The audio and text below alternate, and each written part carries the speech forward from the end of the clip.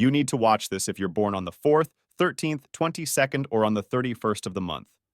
Now, if you're number 4, and this is the thing about the 4 and the 8, of all the numbers from 1 to 9, these two numbers, for whatever reason, tend to be misunderstood by people in general in life and misunderstood by the medical profession too. Because 4 has to do with the moods, the way you think. It has to do with, it rules sometimes despondency.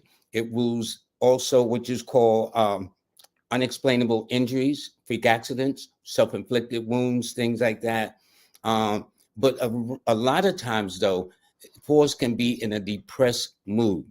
And so I would suggest the 4s, with all this drama going on TV and the internet, that they should back up. If they're feeling really depressed, they should back up. But almost always when they go, I'll tell a number 4 and a number 8. If you are diagnosed by your doctor or hospital with something serious, go get a second opinion.